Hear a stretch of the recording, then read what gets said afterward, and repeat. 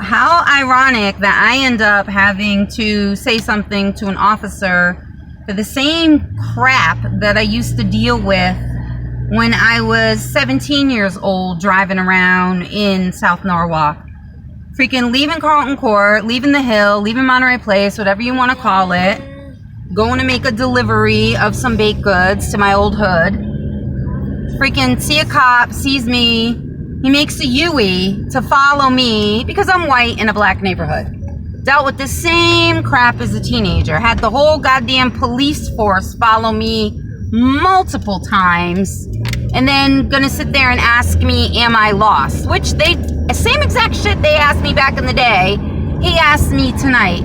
And like I said back in the day, I said the same thing to him. Officer, if I was lost, I would have stopped and asked you for directions since you followed me for the last mile and a half.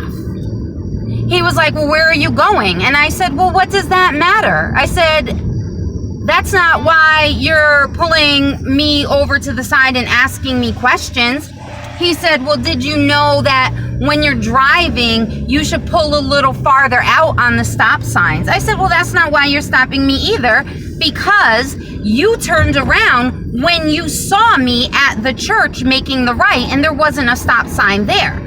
So then he goes, well, I'm letting you know that's why I'm talking to you now. I said, you're talking to me now a mile and a half after you turned around and saw me because I was white driving through a drug neighborhood.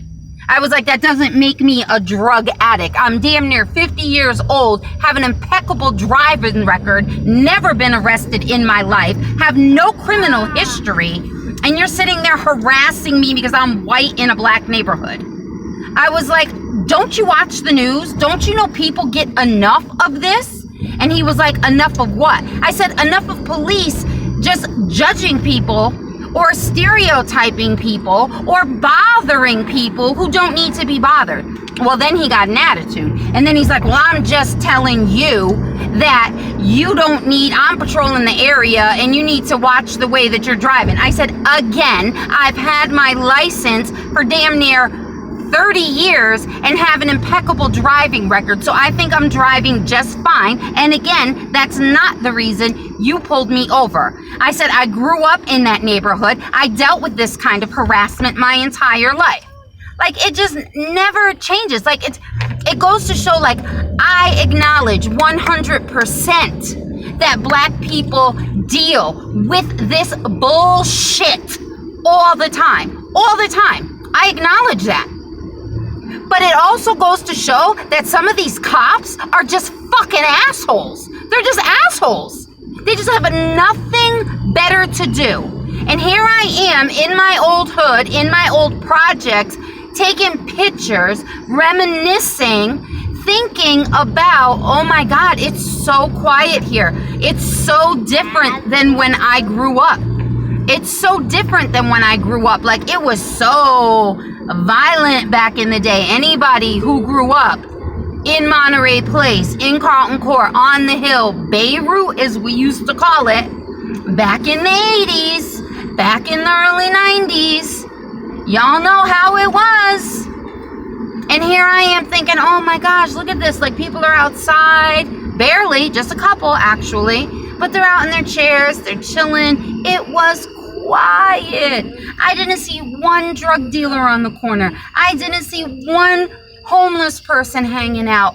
I didn't see one person who was drunk. I didn't see a bunch of teenagers hanging out. Like, it was so peaceful and so quiet. Now, back in the day, you couldn't be through there at night if you weren't from there without worrying about getting shot or whatever. But anyway, here I am admiring how great it is out there. And this freaking asshole cop, now he bored and ain't got nothing else to do. Like, it just doesn't change. Here, this is from the 80s to 2020. It's the mentality of the police. And again, not all police, because there used to be cops so cool back in the day. And I don't know those cops out there like that now. But this dude, like, really? Really? minding my business, bumping Sade, riding around, delivering freaking brownies. Brownies. Not even brownies with weed in them, just brownies.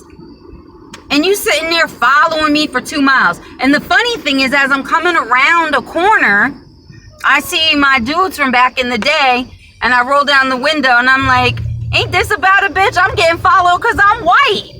And they all started rolling like, yo, Chrissy, because they haven't seen me in so many years. Like, crazy.